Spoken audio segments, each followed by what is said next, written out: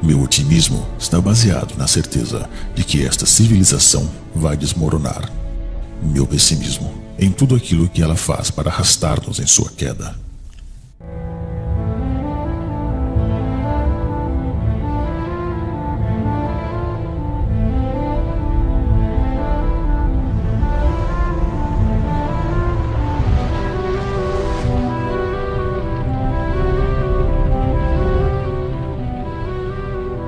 I don't believe it.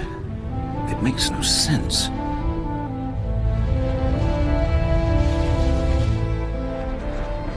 There is something so strange. Perhaps you can suggest some fantastic explanation.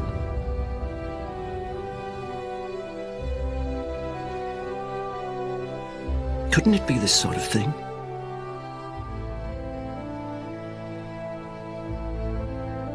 He turned the drawing around.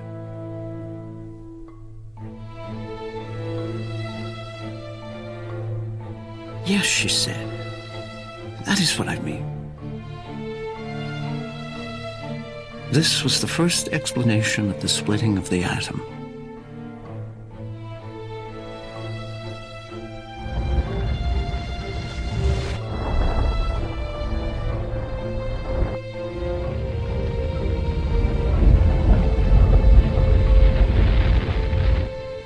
Robert Oppenheimer said, impossible. But within 15 minutes, he decided it was real. He realized it would release a great amount of energy, that you could generate power and make bombs.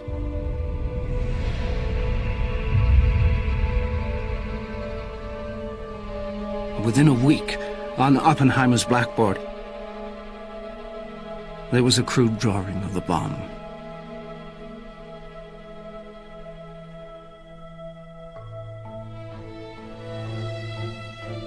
Enrico Fermi stood in his office and looked out over Manhattan. He cupped his hands to the size of a tennis ball. A little bomb like that, he said, and it would all disappear.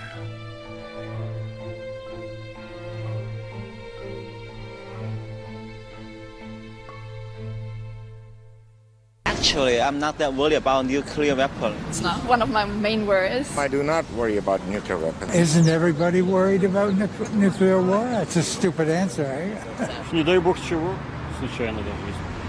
I don't know, it just has never been something that I've actually had to think about in my everyday life. 美国拥有那么多核武器，那么多核弹，它一炸，好，全世界、全地球都没了。 It might, get on your conscience for a couple days maybe, and then it kind of just disappears. 那认定了，那玩意儿躲都躲不了，那东西。 I don't think anybody is going to use in this day and age.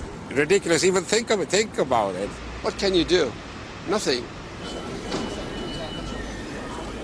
At the end of the day, it's one button and there's going to be a big mess at the end of it, isn't there? Somebody's going to make a mistake one day and we're all going to suffer for it.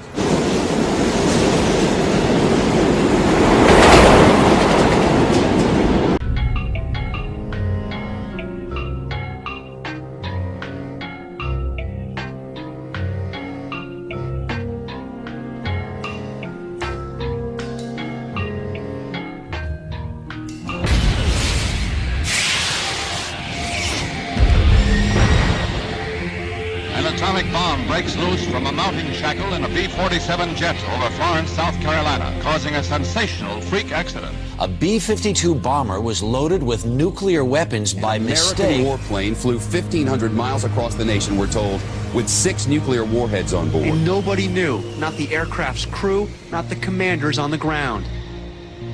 We've had B-52s explode in the air during a refueling mission, causing the 4 thermonuclear weapons to fall onto Spanish territory and into the Mediterranean. A B-52 bomber carrying nuclear weapons crashed near a U.S. Air Force base in Greenland, scattering deadly plutonium over the ice cap.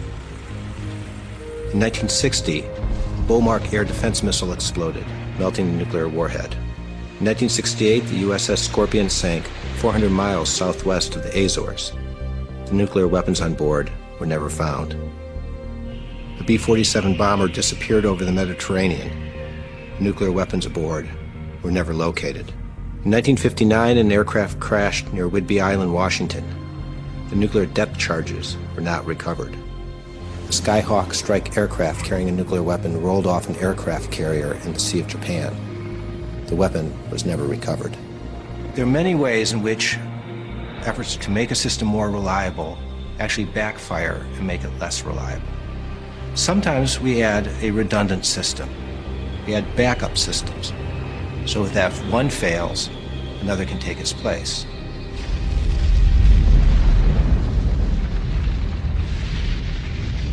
But complexity is the enemy of reliability, because as you add systems, make them more complex, it's harder to understand all the potential interactions.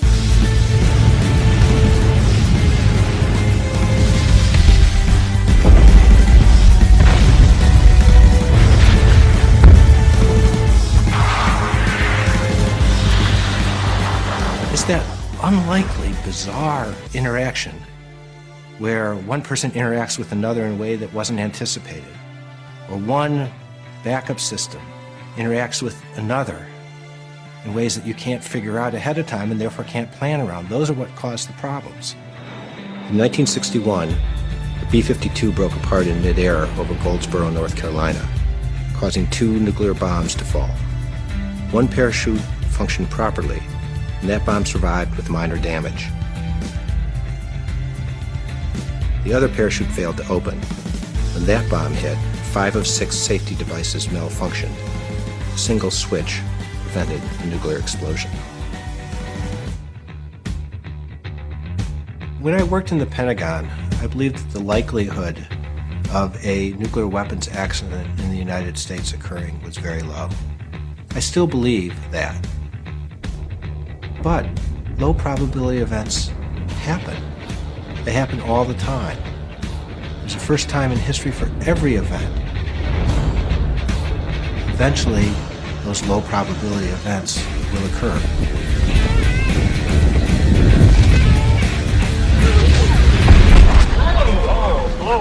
That's supposed to happen?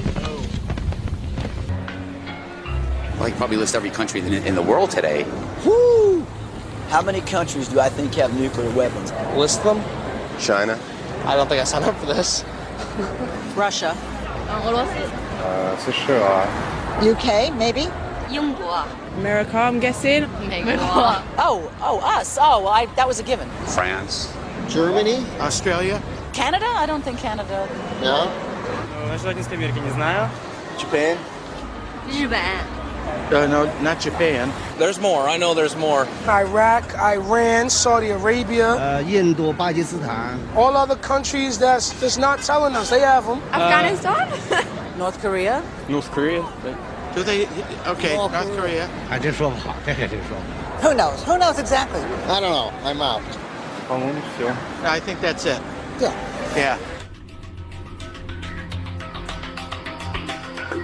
After the United States detonated the first atomic bomb in the New Mexico desert, nuclear technology began to spread. And other countries began to acquire their own nuclear bombs. В экспансионистских кругах Соединенных Штатов Америки распространилась новая религия – вера в секрет атомной бомбы, хотя этого секрета давно уже не существует. great credit is due for this mighty British achievement. For it seems that by the possession of such deadly weapons, peace can be maintained in this troubled world. At Regan, deep in the Sahara, France goes forward with the detonation of her first atomic bomb. The explosion carries France a step further towards General de Gaulle's dream of national glory restored.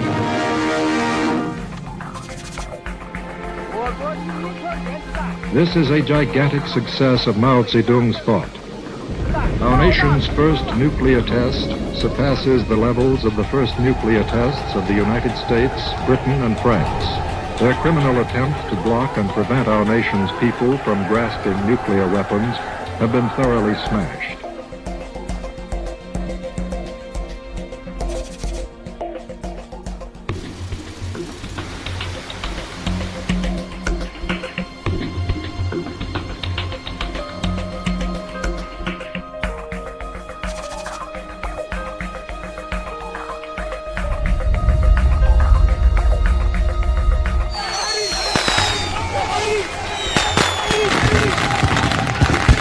Pakistan, which has often been at war with India, hinted it now might have to join the once select nuclear community in self-defense. Warned membership of the nuclear club will not stop at 6.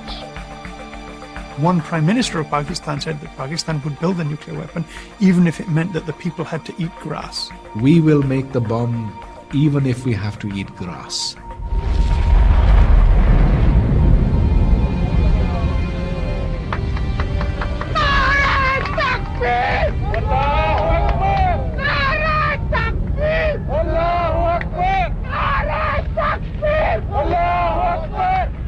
In Karachi, they poured into the streets, pulling a symbol of the power they're celebrating.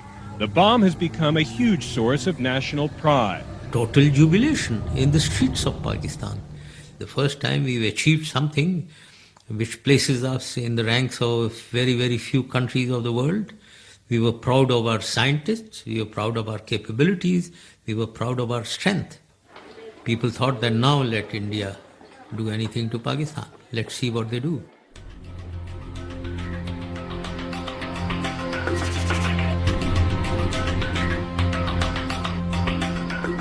I had North Korean officials say to me, the lesson they took away from the toppling of Saddam Hussein was that Saddam was ousted because he didn't have a bomb. They were not going to let the same thing happen to Kim Jong-il. Therefore, they needed to have a bomb.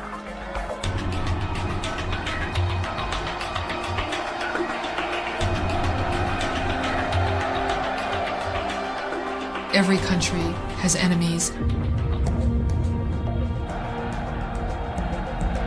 Every country can use self-defense as a rationale for acquiring nuclear weapons. But if every country does so, it is a much more dangerous world.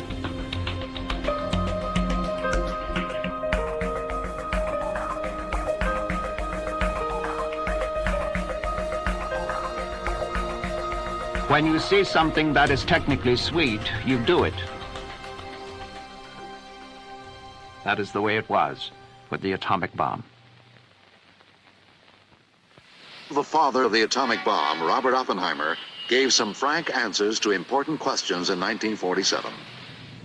I have been asked whether, in the years to come, it will be possible to kill 40 million American people in the 20 largest American towns by the use of atomic bombs in a single night. I am afraid that the answer to that question is yes. I have been asked whether there is hope for the nation's security in keeping secret some of the knowledge which has gone into the making of the bombs. I am afraid there is no such hope.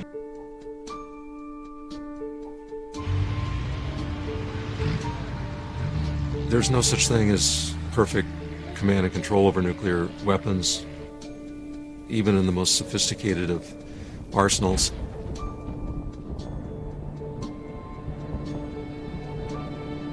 From the level of the president on down, there are human weaknesses, technical problems, deficiencies, and vulnerabilities.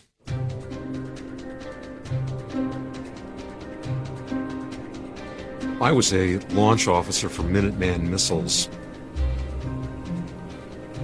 and spent 3 years in Montana in a hole in an underground launch control center.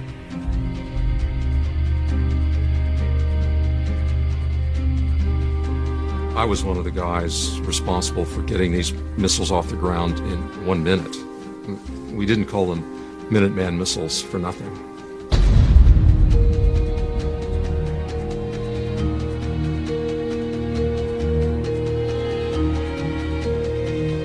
When I was serving in the Air Force as a launch officer, there was a device in the Launch Control Center into which 12 digits had to be dialed in order to unlock the missiles for firing.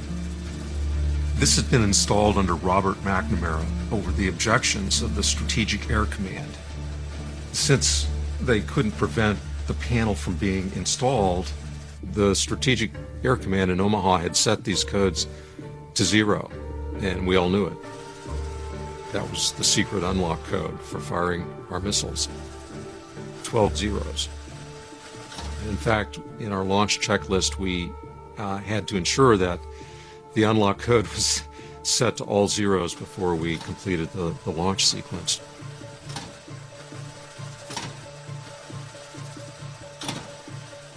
This changed in 1977 when they started using actual codes.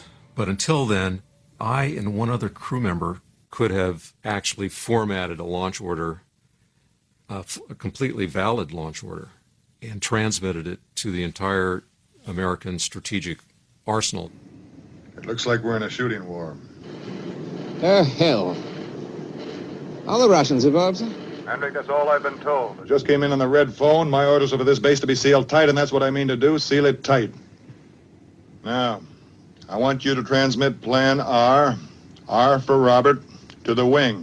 Plan R for Robert. Is it that bad, sir? Looks like it's pretty hairy. Yes, sir. I remember watching Dr. Strangelove and thinking they had it all wrong. You don't need to be a general. We were only lieutenants, but we could have started World War III just as easily as General Jack Ripper. We could have triggered implementation of the U.S. nuclear war plan involving thousands and thousands of nuclear weapons fired at the Soviet Union in China. I don't think that anyone really knows how many nuclear weapons there are on the planet today. Накопилось много. I haven't got it. Does anyone know that? 50, наверное. 100? 100个左右吧。 Maybe thousands. I don't know, far more than I know. 几千多，应该也差不多。 6,000. Ну, я думаю, более 10 тысяч, наверное, есть. I don't know. 15,000. 20,000. 50,000? 100,000. 500,000. There's enough nuclear firepower on one U.S. nuclear sub to annihilate probably half the planet. Достаточно, чтобы уничтожить Землю. I've heard people say that we have enough nuclear weapons to create a new sun. It only takes a couple to eliminate the city. Do you know how many there are?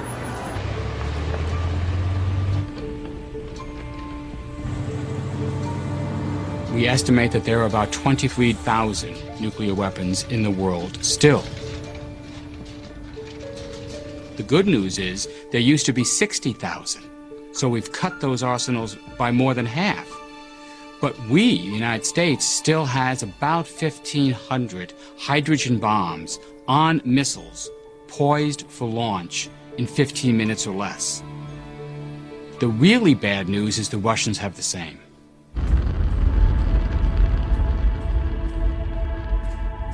If the Russians fired missiles at the United States,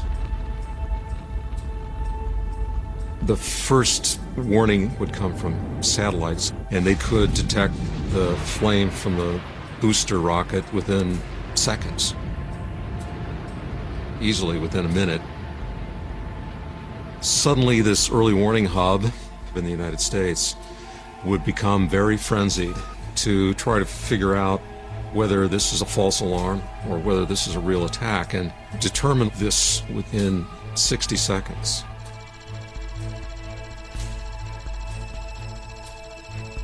The president would receive a briefing from the duty officer at Strategic Command Headquarters.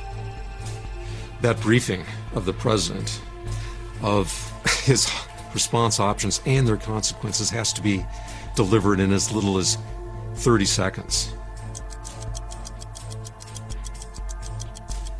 The president normally would have no more than 12 minutes to make a decision, and maybe as little as 10 seconds. I knew that if the Soviets did launch an attack, that it would take 26 minutes for an ICBM to leave Russian soil and land in Washington or New York, and I had that much time to decide how to respond. И каждую минуту мы были на чеку, готовые дать ответный удар. И надо принимать решения. Иногда получается, они докладывают, что по срокам полета этих головок остаются считанные минуты. The timeline was very short. He had just a few minutes to make a decision. How to respond, at what level of intensity. Somewhere before the 10th minute, the order to execute would be issued. The Strategic Air Command probably would be airborne already by then, just as a precaution. There might be a presidential evacuation so that the president would survive an attack on Washington. Although I know of cases in which the president chose not to be evacuated. And roughly by the 28th minute at the latest, those of us not evacuated would be dead.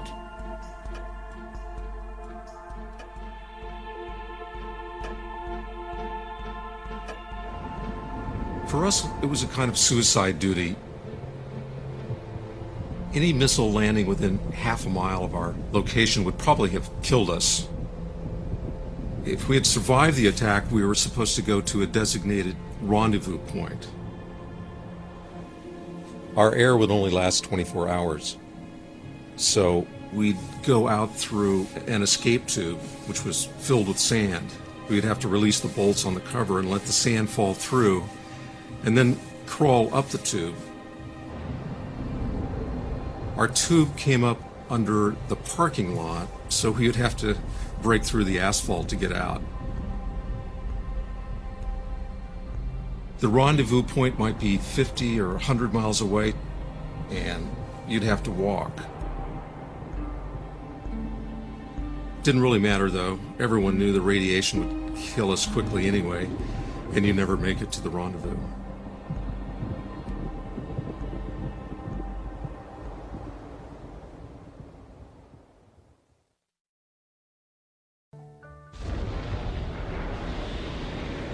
On January 25th, 1995, the United States launched a rocket from Norway to study the Northern Lights. We told the Russians that we were going to launch that rocket, but somebody in Moscow forgot to pass word on it. When they picked up the 4 stages of this rocket, they initially interpreted this as 4 warheads from a U.S. nuclear submarine, which we often station off the coast of Norway, possibly directed at Moscow. That fit exactly the characteristics of the beginning of a nuclear strike. One missile coming over, exploding in the atmosphere, sending out an electromagnetic pulse that would fry all the electronics, radars, surveillance, computers in the country to be attacked, followed by an onslaught of nuclear weapons. And for the first time in the nuclear age, the Russians actually opened up the nuclear football. They went to President Yeltsin, they opened up the command and control launch codes, the button, put it on the desk, and said, "We're under attack." Boris Yeltsin was basically given 5 minutes to decide what to do. Fortunately, Yeltsin wasn't drunk, and he didn't believe what the military was telling him. He said there must be some mistake. Both the U.S. and Russia guide their nuclear response with the doctrine called launch on warning. It is the policy that if you believe you're under attack, you're supposed to launch your missiles. You don't wait for them to land. According to Russian military doctrine, Boris Yeltsin should have launched an all-out nuclear attack on the United States that morning. We don't know what happened in the Kremlin. All we know is that he didn't.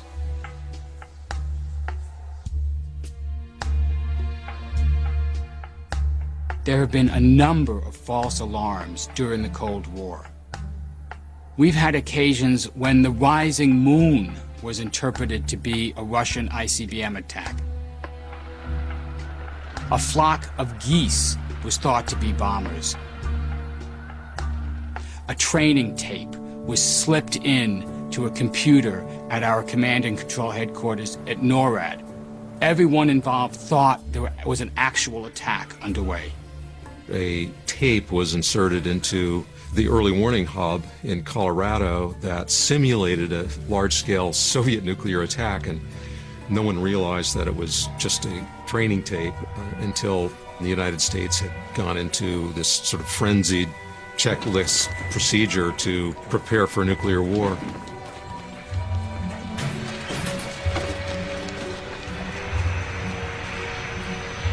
Airborne command posts actually, in some cases, took off. The president's doomsday plane actually left its base in preparation for an incoming Soviet strike. Senator Charles Percy happened to be there at the time and said there was absolute panic.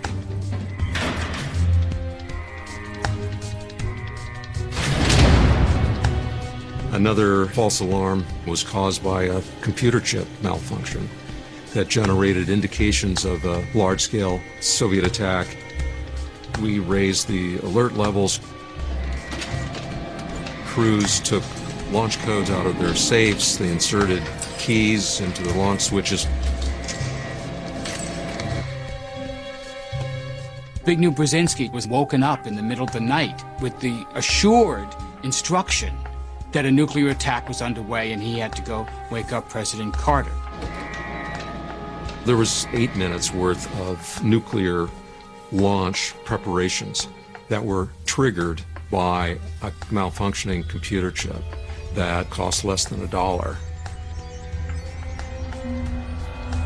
Having missiles on hair trigger is an accident waiting to happen. As Fermi said about physics, what isn't forbidden is compulsory, will eventually happen. There's nothing that makes the launch of nuclear weapons impossible. If the probability isn't zero, it will happen.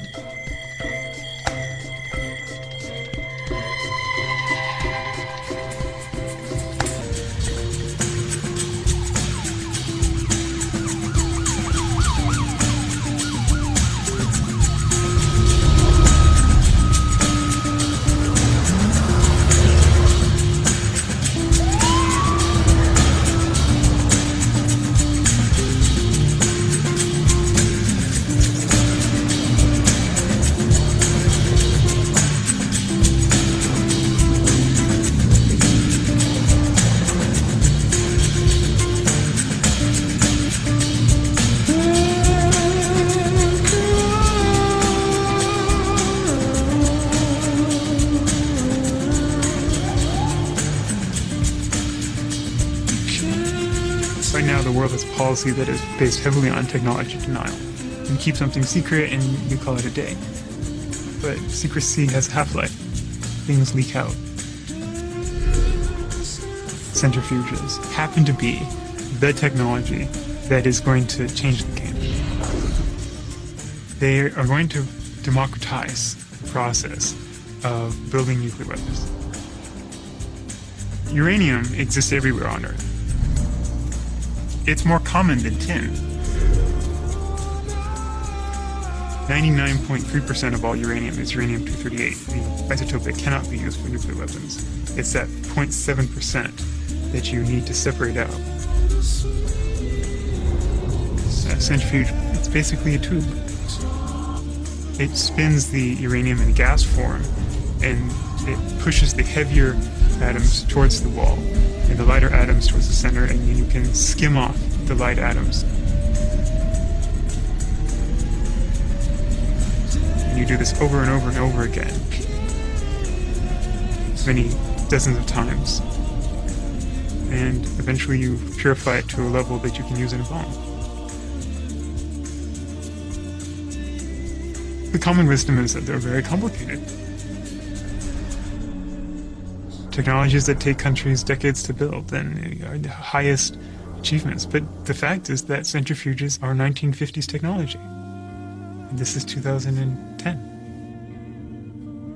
Enriching uranium is still beyond the reach of the individual.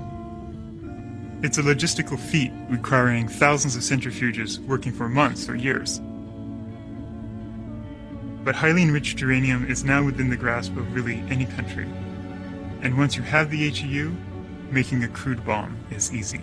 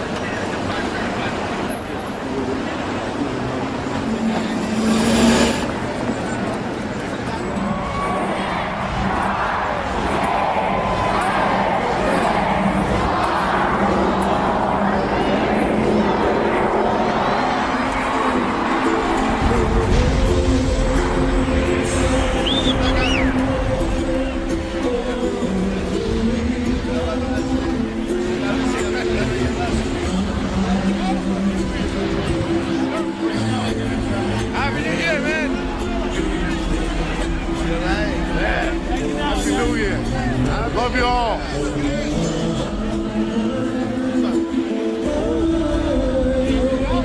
Want to get back on post?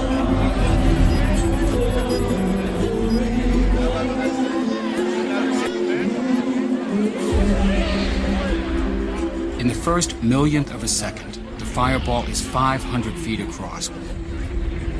Within 10 seconds, it would grow to over 1 mile.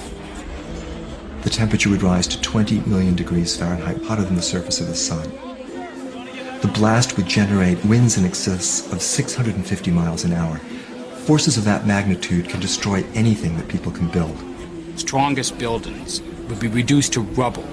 Tens of square blocks would just be melted, would just be evaporated. Everything would be vaporized. The buildings, the cars, the trees, the people, the upper level of the earth itself.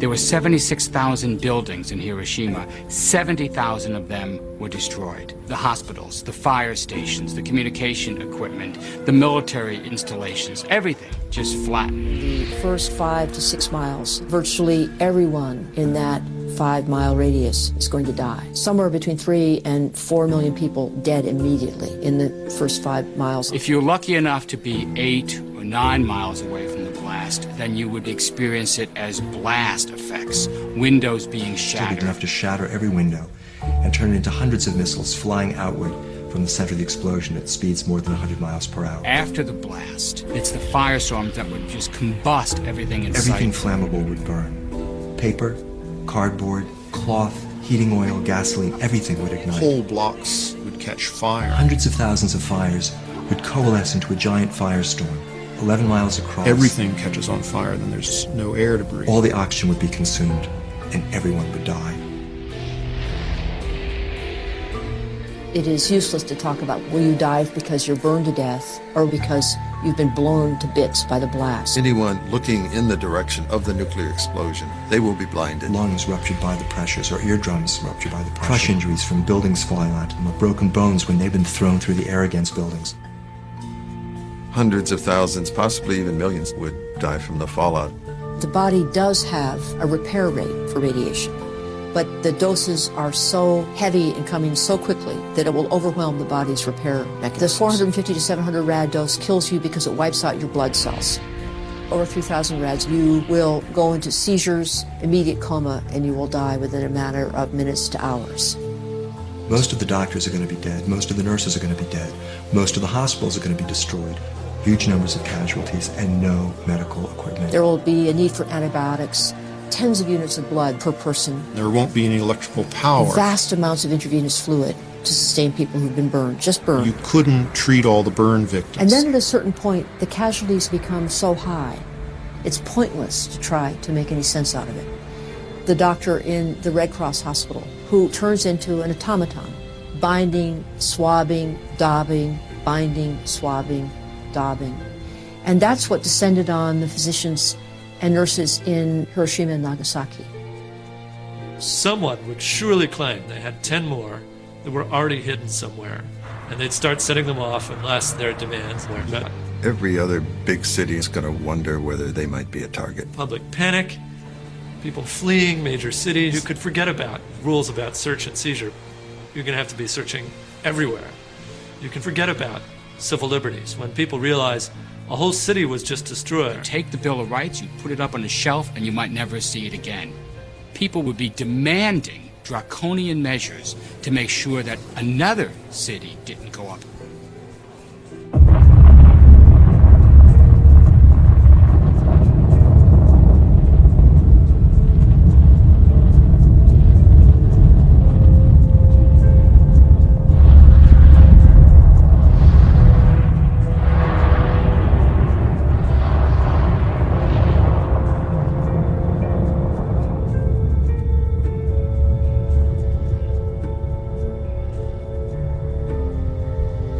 Few people laughed.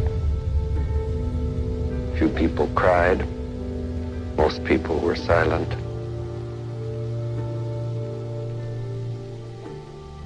I remembered the line from the Hindu scripture, the Bhagavad Gita. Vishnu is trying to persuade the prince that he should do his duty, and to impress him takes on his multi-armed form and says, "Now I am become death, the destroyer of worlds."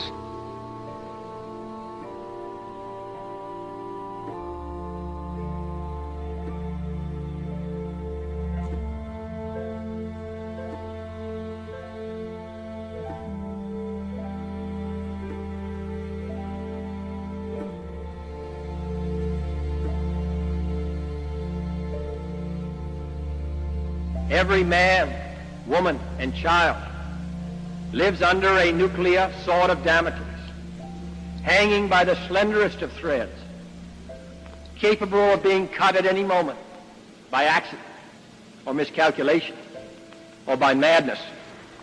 The weapons of war must be abolished before they abolish us.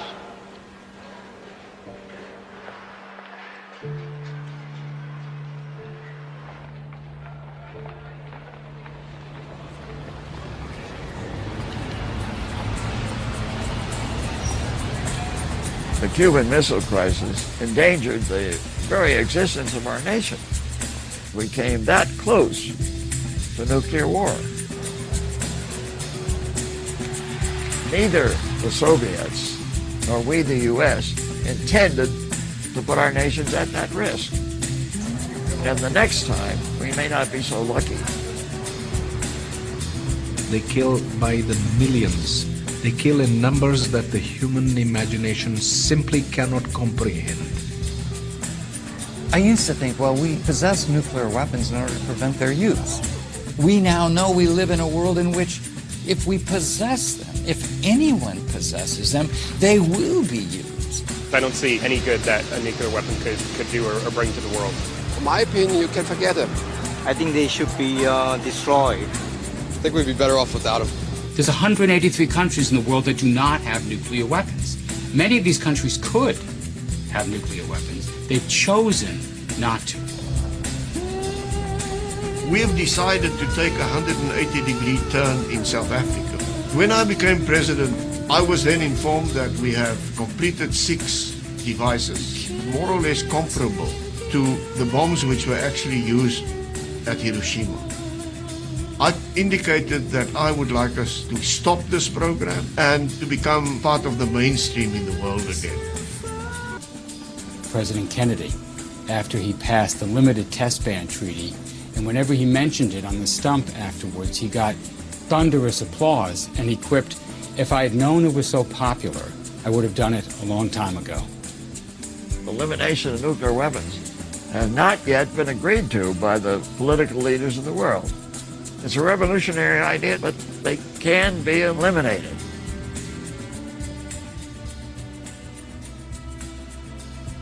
We have to change our way of thinking. And if we can't change our way of thinking, we won't survive. It's that simple. I've changed my thinking, and millions of other people are changing their thinking. And frankly, if you've never changed your mind about something, I say, pinch yourself. You may be dead.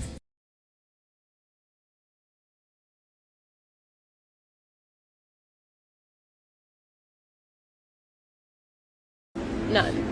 Should be zero. I say zero. 坚决废除它。Я думаю, что вообще не должно быть. Never heard We'd it. rather not have nothing. Наверное, вообще не должно быть. Не должно быть вообще. None. Zero. Zero. No nuclear weapons. Zero. Zero. Zero. No country should have. The optimum number is none. Ideal will be zero. Zero nuclear weapons. Ноль.